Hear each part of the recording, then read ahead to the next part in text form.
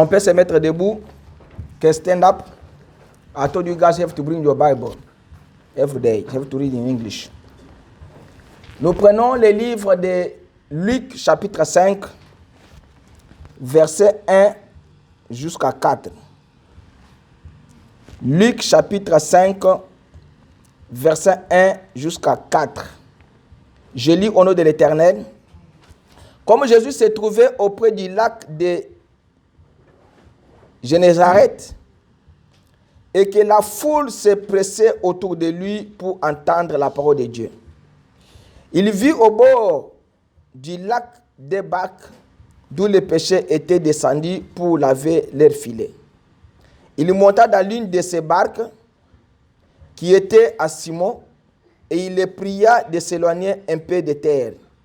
Puis il s'assit et de la barque, il enseignait la foule. Lorsqu'il eut cessé de parler, il dit à Simon, « Avance en pleine eau et jette vos filets pour pêcher. » Simon lui dit, « Maître, nous avons travaillé toute la nuit sans rien prendre, mais si ta parole, je jetterai les filets. » Amen. Seigneur Jésus, nous te disons merci. Ce matin, nous sommes venus fatigués. Nous sommes venus ensoiffés. Nous sommes venus avec la joie. Comme David il dit que je suis dans la joie quand on me dit dans la maison éternelle. Il serait mieux de passer un jour dans les paravis du Seigneur que passer 1000 jours ailleurs. Parce que nous savons que dans ta maison, nous avons la paix. Dans ta maison, nous avons la joie. Dans ta maison, nous avons la guérison.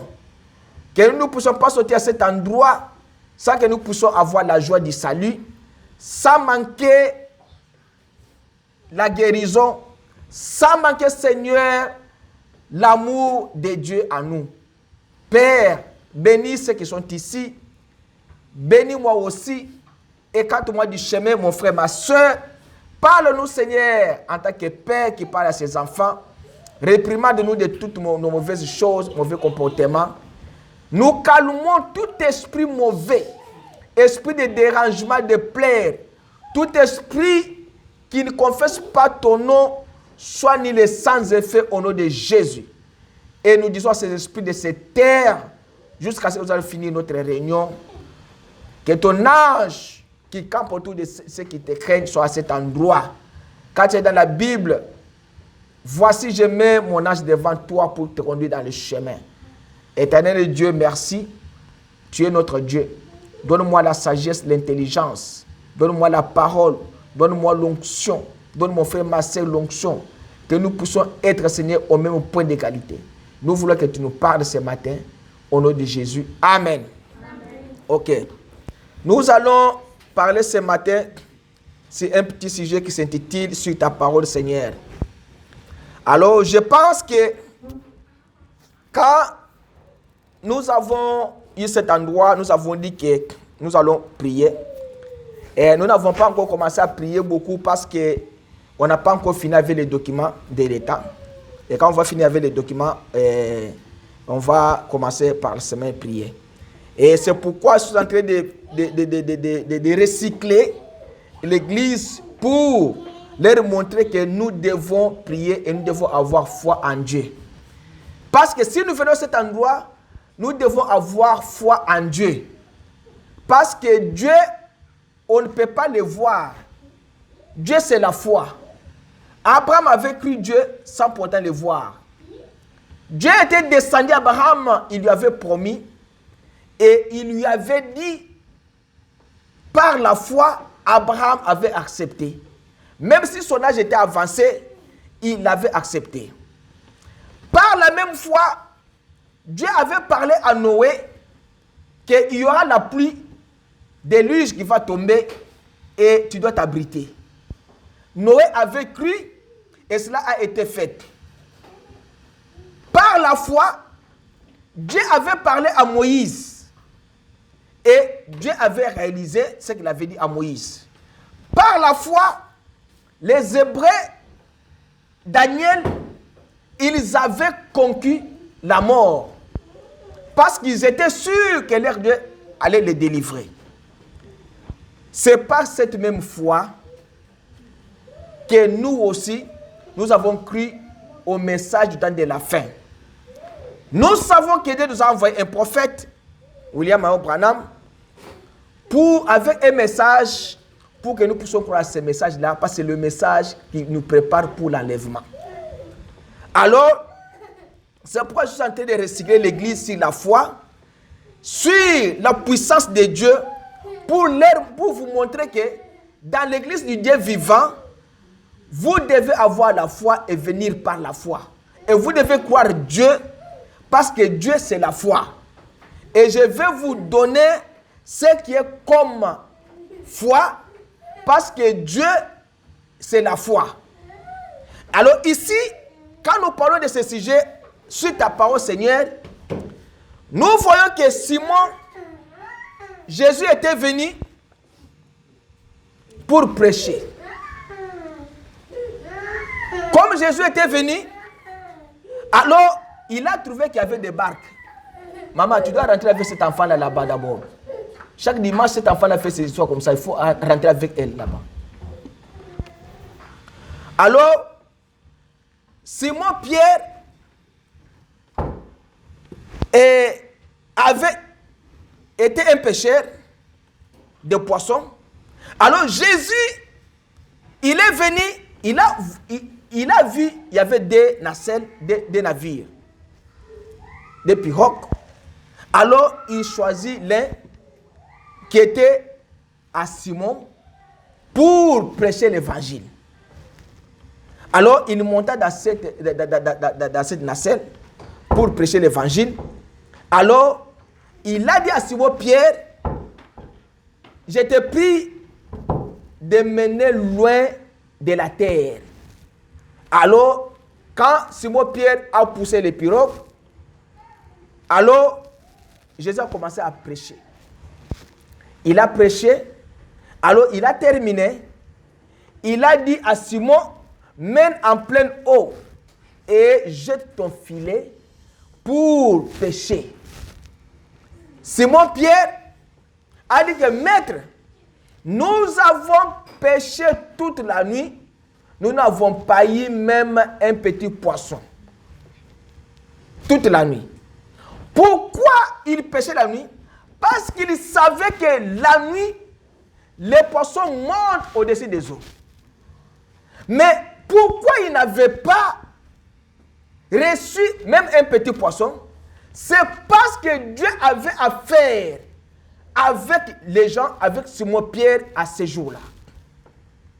C'est Dieu qui avait retiré tous les poissons. Il avait dit aux poissons, vous n'allez pas monter aujourd'hui au-dessus des eaux, parce que demain, je dois rencontrer Pierre. Et le créateur de toute création, il avait parlé aux poissons, les poissons s'étaient retirés. Et si Pierre et ses amis, ses frères, avaient péché, Jésus n'allait pas les trouver là-bas. Ils allaient déjà aller dans le marché vendre les poissons. Mais comme Dieu avait un travail à faire avec cet homme ce jour-là, il devait montrer au monde que toi, Pierre, tu ne seras pas le pêcheur de poissons, tu seras le pêcheur d'hommes. C'est ce jour-là où le salut était entré en Pierre. Quand il a rencontré cet homme Zachée, il lui avait dit, aujourd'hui le salut est entré dans ta maison. Jésus avait préparé cela. Dieu avait préparé cela. Pourquoi il y avait tant de barques? Jésus avait choisi seulement celle de Pierre. Il devait choisir pour une autre personne. Et pourquoi seulement Pierre et ses frères, ils n'avaient pas pêché, ils n'avaient pas attrapé même un petit poisson? C'est parce que Dieu avait affaire ce jour-là avec lui. Alors il a dit, Seigneur, sur ta parole, je jette les filets. Et quand Pierre a jeté les filets, il a trouvé des poissons. Il a regardé à Jésus. Il a dit, qui est cet homme Comment il peut me dire, nous la nuit, on a péché toute la nuit, on n'a pas trouvé quelque chose. Mais comment lui vient, il me dit, jette ton filet. Et je jette le filet. Si sa parole, nous attrapons le poisson. Et Pierre, Jésus lui avait dit, Pierre, aujourd'hui, on ne t'appellera jamais Simon, tu seras appelé Pierre. Parce que toi, tel que tu es là, tu seras le pécheur d'hommes. Alors, tu ne seras pas le pécheur de poissons.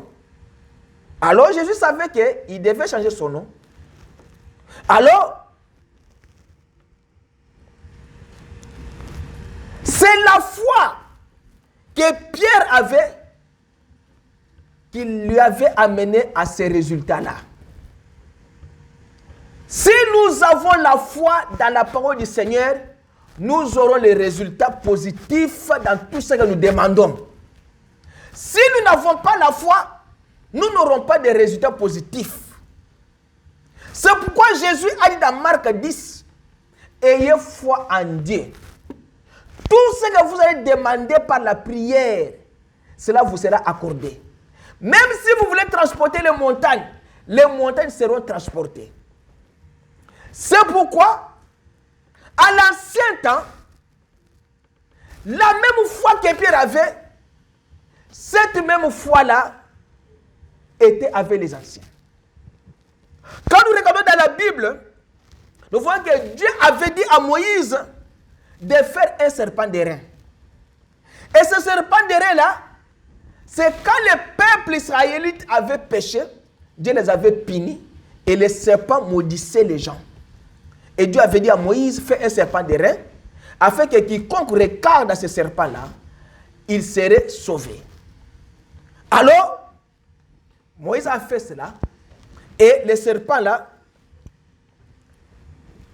commençait, quand quelqu'un regardait, par la foi, il guérissait. Mais William Branham dit que ce serpent-là n'était pas guérisseur. Ce n'était pas le serpent-là qui guérissait. Mais Dieu avait mis sa guérison dans ce serpent-là d'airain. Ce n'est pas. Il dit que. Mais Dieu qui faisait guérir de ce morsure du serpent, parce que Dieu est la guérison. Parce que la guérison elle-même, c'est une création de Dieu. Et Dieu a regardé, il a dit, je suis le Jéhovah Rapha, l'Éternel Dieu qui guérit de toutes vos maladies. Par la foi, ils avaient regardé à cela et ils étaient sauvés.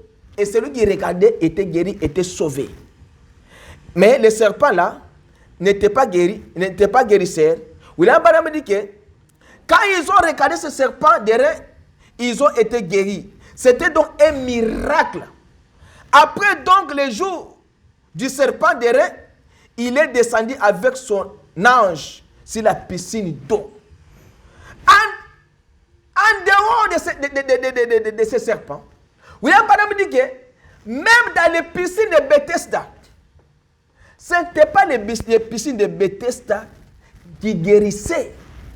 Non, c'était Dieu qui avait versé sa guérison dans cette piscine-là pour que les gens qui entrent dans l'eau soient guéris. Dieu peut utiliser la nature pour guérir l'homme. Dieu peut utiliser la nature pour rendre le témoignage de sa grandeur. Il dit que ce serpent d'airain ne pouvait pas prier pour quelqu'un. Non. Même la piscine là de Bethesda ne pouvait prier pour quelqu'un. Mais Dieu devait utiliser seulement quelqu'un pour amener quelqu'un autre à Christ. Dieu ne pouvait pas amener un serpent pour prêcher l'évangile et amener quelqu'un à Christ. Non. Dieu utilise un homme pour amener un homme à Christ. William Branham dit que ce serpent ne pouvait pas prier pour quelqu'un et quelqu'un est guéri. Non. Et ce serpent ne pouvait pas même imposer les mains à quelqu'un. Cependant, ils ont reconnu Dieu dans ce serpent d'airain-là. La foi qu'ils avaient, ils ont dit que non, nous regardons ce serpent, c'est ce que Dieu nous a dit, et nous serons guéris. Et la Bible dit que le même serpent derrière à l'Ancien Testament, c'est le Seigneur Jésus dans le Nouveau Testament. Parce que Jésus, c'est la guérison. Il dit que les dons, la piscine ne pouvait pas prier pour quelqu'un. Non. Cependant, Dieu a mis son ange sur cette piscine. Et les gens qui ont reconnu cela, en entrant dedans, étaient guéris. La foi qu'ils avaient, dans ce que Dieu faisait, ils regardaient la nature. Ils voyaient Dieu dans cette nature-là. Ils croyaient par la foi que Dieu a mis sa puissance dans cette nature et ils étaient sauvés, ils étaient guéris. C'est comme ça que nous aussi aujourd'hui, quand nous regardons le message que Dieu nous a donné, nous appliquons la foi dans la parole, nous serons délivrés de tous les démons qui nous entourent. Alors, il dit, et il est donc allé de l'avant pour dire que Dieu est descendu et a habité en Christ.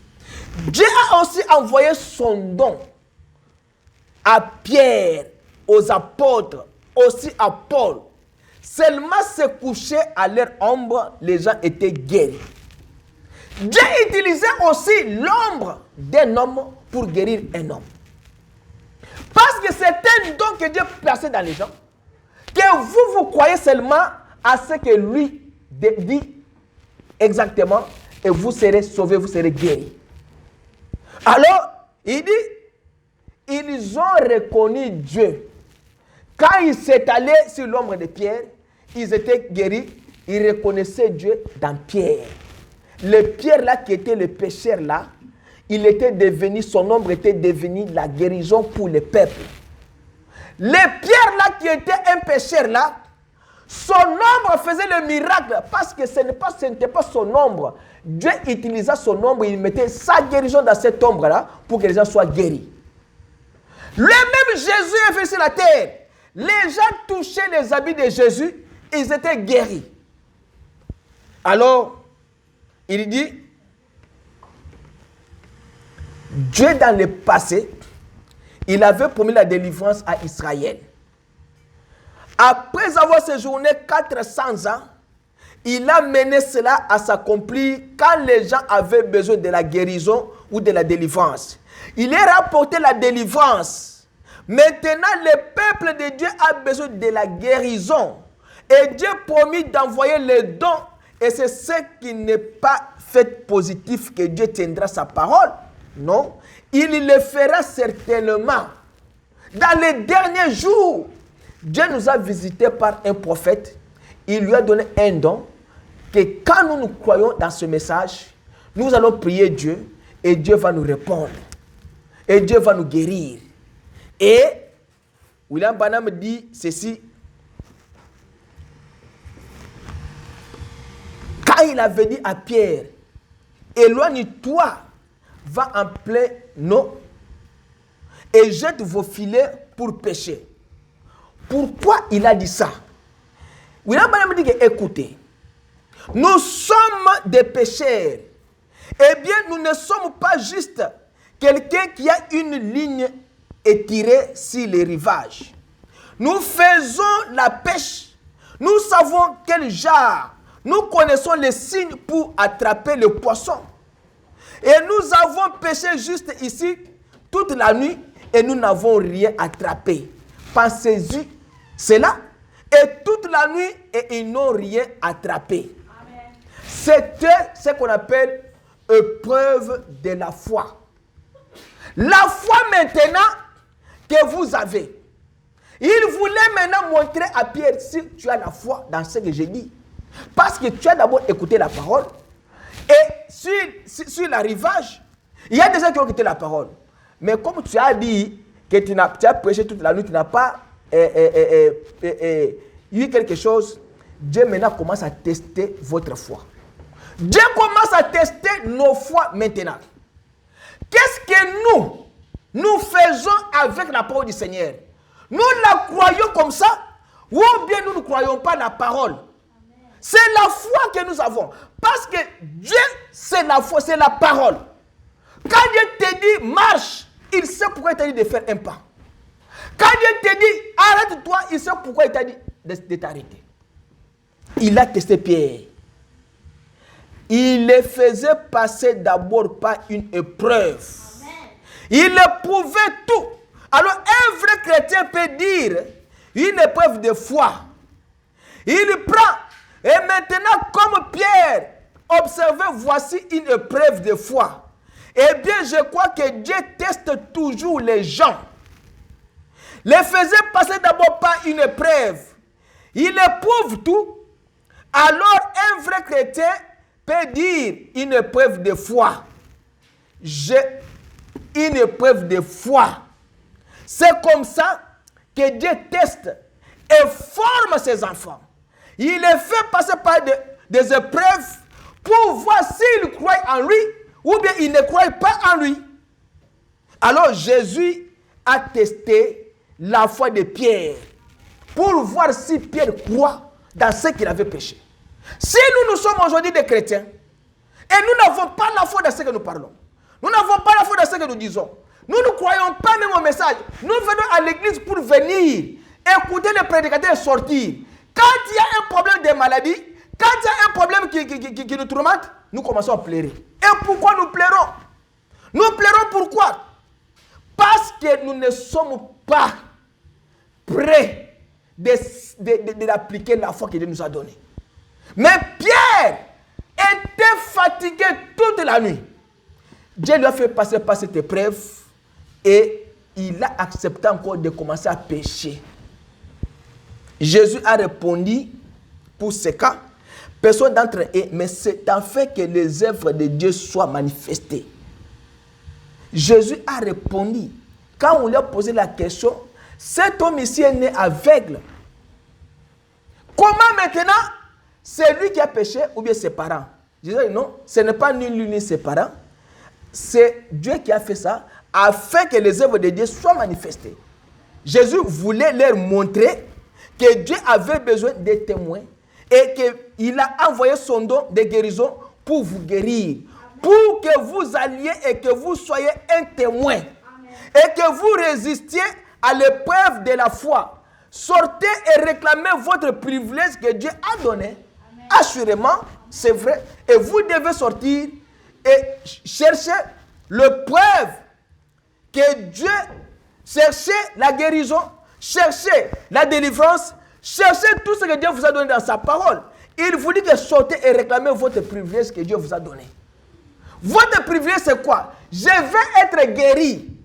Et restez tranquille. Dites à Dieu, Seigneur, mon problème que j'ai, ça a duré longtemps. Ma vie est devenue comme les ballons de football. N'importe qui peut me toucher, n'importe qui peut me secouer, n'importe qui peut me jouer. Non, ma vie n'est pas comme ça. Je suis ton fils, je suis ta fille. Je veux que ma vie maintenant soit stable. Alors, je veux que ma vie soit stable. Il lui a dit, jette vos filets pour pêcher. Il formait cet homme. C'est comme ça que Dieu forme ses enfants en les testant par la foi. Quand Dieu vous teste, il sait que vous êtes faible, mais vous devez d'abord obéir à ce test. Même si vous n'allez pas avoir les résultats instantanément, mais vous devez obéir d'abord à la parole de Dieu. La Bible dit, obéissez à Dieu. Et vous devez obéir à Dieu. C'est comme ça qu'il a formé cet homme afin qu'il sache juste comment faire le travail de Dieu. Quelque temps après, il a eu une grande épreuve. Souvenez-vous, beaucoup d'entre eux, mais il devait être formé premièrement. C'est comme ça que Dieu teste votre foi. Maintenant, comment il teste? Il dit que c'est peut-être la raison pour laquelle la maladie est sur vous.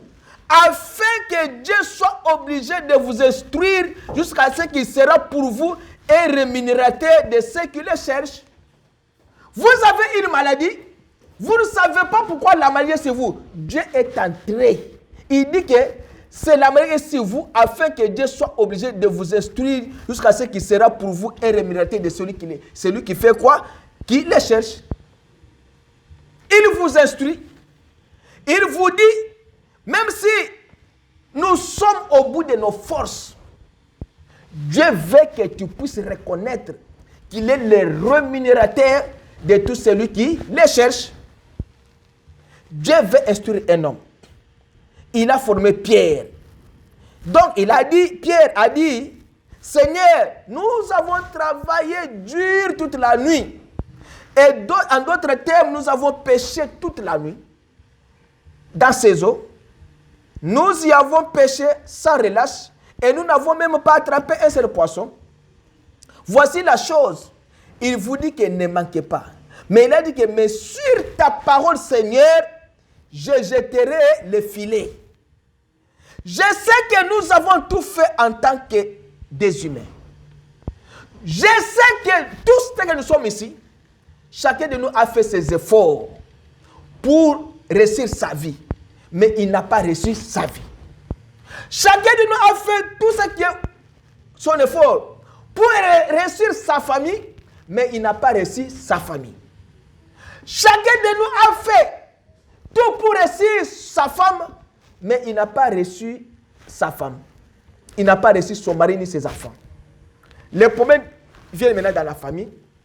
Les problèmes maintenant s'accumulent. S'accumulent parce que tu as fait l'effort humain et cet effort-là a touché à la fin. Mais comme l'effort a touché à la fin, laissez maintenant Dieu faire le travail. Tu es venu au bout de ta force. Alors quand ta force termine, s'épuise, c'est laisser maintenant le travail à Dieu. Parce que tu es allé seul sur le chemin, tu n'avais pas Christ, tu n'avais pas Dieu. Quand tu as fait cela, quand tu as demandé cela et tu n'as pas réussi, c'est parce que tu es allé seul. Il fallait aller avec Jésus, il fallait aller avec Christ. Parce que Christ, il est le chemin, la vie et la vérité. Je sais que nous avons tout fait en tant que des humains. Malgré notre connaissance, notre capacité, que nous sommes à bout de nos forces. Mais sur ta parole, je dois jeter mes filets. Sur ta parole, je dois croire en toi. Sur ta parole, ma maladie aujourd'hui c'est terminé. Sur ta parole, mes souffrances c'est terminé. Sur ta parole, mon esclavagisme est terminé. Sur ta parole, ma famille est délivrée. Sur ta parole, mon travail est délivré. Sur ta parole, mes ennemis sont écrasés. Sur ta parole, je vaincrai. Sur ta parole, je remporterai la victoire. J'ai fait tout ce qui est comme mes propres efforts humains. Je n'ai pas réussi à remporter la victoire sur mes ennemis. Maintenant, sur ta parole, mon problème des oreilles, c'est terminé. Mon problème de la langue, c'est terminé. Le problème de la tétitesse de mes enfants, c'est terminé sur ta parole. J'ai fait tout. En tant qu'être humain, je n'ai pas reçu ma vie. Maintenant, sur ta parole, que ma vie soit une réussite. Je veux que ma vie soit éclairée. Je veux que ma vie soit une vie de sanctification, une vie de prière. Moi, j'ai fait mes efforts personnels. Je n'ai pas réussi à convaincre mon être. Mais toi, aujourd'hui, convainc mon être. Sois mon Dieu. Sur ta parole, il dit, eh bien, écoutez, vous avez probablement été chez le médecin. Vous avez subi une opération. Vous avez tout essayé. Vous êtes peut-être passé dans des lignes de prière dans plusieurs églises. Et vous n'avez pas reçu la guérison. Les médecins t'ont abandonné. Les pasteurs ont prié, et tu n'as pas eu la guérison. Mais, il te reste un seul espoir. Le seul espoir qui te reste se trouve en Jésus-Christ. Parce que si tu rates maintenant Jésus, c'est terminé pour toi. Il est maintenant dans ta barque.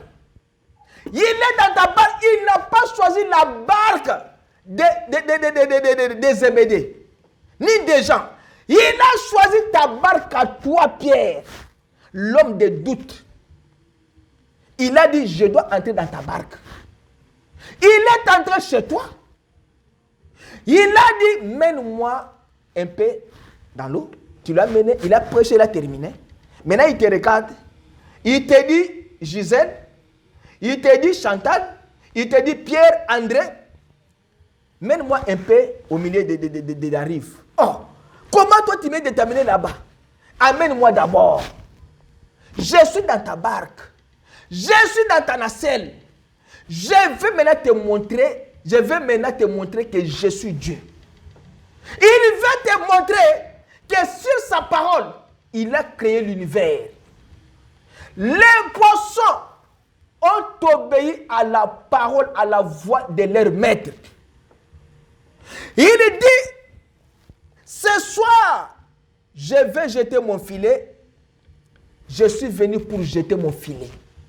Ce matin, tu es venu pour jeter ton filet afin que tu puisses recevoir ta guérison, que tu puisses recevoir ta bénédiction, que tu puisses recevoir ta délivrance. Ta famille là, les sorciers de la famille, comment on appelle ça? Leurs torches sont tournés vers toi. Dites-leur qu'aujourd'hui, sur la parole du Seigneur, je jette mon filet pour que ces torches-là s'éteignent. Ils ont mis des animaux autour de toi. Ils ont mis des insectes pour te contrôler dans la vie. Chez toi à la maison, ce sont des souris qui prennent les chaussures, qui mangent les chaussures des enfants. Les chaussures des enfants. Les caleçons sont dans le pouls des souris. Ce sont des esprits mauvais qui viennent dans ta maison, des sécheresses, pour te nuire et pour avaler de l'argent. Chez toi à la maison, si on te paye, tu ne peux pas faire avec l'argent en une semaine. L'esprit de sécheresse, cet esprit-là, aujourd'hui tu dis, sur ta parole Seigneur, je jette mon filet afin que tous les animaux, les chiens, les chats qui entourent ma maison, les insectes là, les animaux, les souris qui mangent mes chaussettes, mes habits, les habits des enfants, qui nous tourmentent. L'argent ne se trouve pas entre les mains après avoir été payé. Aujourd'hui, je suis venu sur ta parole, je jette mon filet afin que toutes ces choses cessent au nom de Jésus-Christ. Et cela cessera. Il dit, tu as péché partout là-bas, Pierre. Tu sais que tu as péché partout. Là, toute la nuit, il n'y a pas de poisson. Tu as prié chez les catholiques, chez les protestants, tu as prié partout. Il n'y a pas de poisson. Il n'y a pas la guérison. Il n'y a pas la délivrance. Jésus t'a regardé. Il t'a dit, maintenant, tu as écouté la parole de Dieu partout. Tu as écouté n'importe quel prédicateur, tu es fatigué. Maintenant, écoute aussi moi. Si tu m'écoutes aujourd'hui, si tu écoutes la voix de l'ange, et si tu ne lui résistes pas, je mets mon ange devant toi. Il te conduira dans les chemins. Si tu écoutes sa voix, et si tu ne lui résistes pas, tout ce que toi, tu demanderas, Dieu t'accordera cela. Si Dieu disait, jette le filet, il mettra du poisson là, parce que c'est lui le maître. Si Dieu dit, prie, je te donne. Ce que tu demandes là, Dieu l'a déjà donné, avant même qu'il te dise que prie. Parce que dans sa pensée, il savait qu'il te dira que prie, et je te donnerai. Il a déjà placé cela là-bas. William Branham dit que quand il a dit que j'étais ton filet, certainement il y avait des poissons qu'il avait déjà placés là-bas pour que Pierre puisse attraper les poissons. Voyez? Et je crois ce soir que si le médecin déclare que vous ne pouvez pas être guéri et que la parole, Dieu déclare que vous pouvez être guéri, Dieu peut mettre n'importe quoi. Il peut mettre de nouvelles cellules. Il peut mettre de nouveaux yeux, de nouveaux tympans. Quoi que ce soit, il peut le mettre là. Et vous le croyez. Et Dieu peut le mettre là-bas. Si toi tu dis qu'aujourd'hui, les problèmes de ma tête, les problèmes de mes yeux, de mes oreilles, de mes jambes, ça n'a pas de guérison. Quand Dieu vous dit maintenant qu'il ne marche, il a déjà placé quelque chose là-bas pour que vous puissiez avoir cela. Et pourquoi Dieu a fait cela? C'est parce qu'il est Dieu El Shaddai. Dieu qui a des mamelles pour nourrir ses enfants. Dieu veut te nourrir ce matin. Dieu veut te dire que venez à moi, vous tous qui êtes fatigués, chargés, je vous donnerai le repos. Il est El Shaddai. El Shaddai signifie que Dieu qui a des mamelles. Quand tu es fatigué, il vient, il va te faire quoi? Il va t'allaiter afin que tu aies la force de pouvoir aller dans l'au-delà. Il a dit qu'il a allaité Abraham. Abraham était déjà vieux, avancé en âge. Dieu lui a allaité et il était redevenu un jeune. Et Dieu lui a promis et Dieu l'a accompli. C'est pourquoi on l'appelle El Shaddai, Dieu qui a des mamelles pour allaiter ses enfants. Et il te dit que tel que tu es là en tant que chrétien, tu dois t'appuyer que sur la parole du Seigneur. Que la parole du Seigneur soit votre appui dans toutes choses. Ne prends pas ton problème, n'allez pas avec ton problème auprès d'un voisin. Ne vous appuyez pas sur les rois, ne vous appuyez pas sur les princes, ne vous appuyez pas sur les gens. Appuyez-vous à sa parole et vous réussirez. Et si vous avez quelque chose sur lequel vous appuyez, la parole de Dieu parle de la guérison. Elle dit que la guérison existe. Et si vous voulez être guéri, appuyez-vous sur sa parole. Car sa parole dit que je suis l'Éternel qui guérit de toutes vos maladies. Quelle est la maladie qui est incurable devant Dieu? Il n'y en a aucune. Appuyez-vous sur sa parole. Et la parole du Seigneur vous guérira. Appuyez-vous sur lui et il vous guérira. Il dit que sur ta parole, lui le Seigneur Jésus, il a rencontré la femme qui avait la perte de sang. La femme ne pouvait pas faire l'audience avec Jésus. Parce que Jésus avait des carrefours partout. Mais cette femme-là a eu la foi. La femme-là a dit que si je parviens seulement à toucher sa robe, je serai guéri. Et Dieu avait placé la guérison dans la robe de Jésus. Parce que Dieu, ce n'est pas cette robe qui pouvait guérir. Non, dans cette robe, il y avait déjà la guérison placée là-bas. Pour que quiconque touchera la robe par la foi, quelle que soit sa maladie, il serait guéri. La robe de Jésus a guéri cette femme qui avait la perte de sang.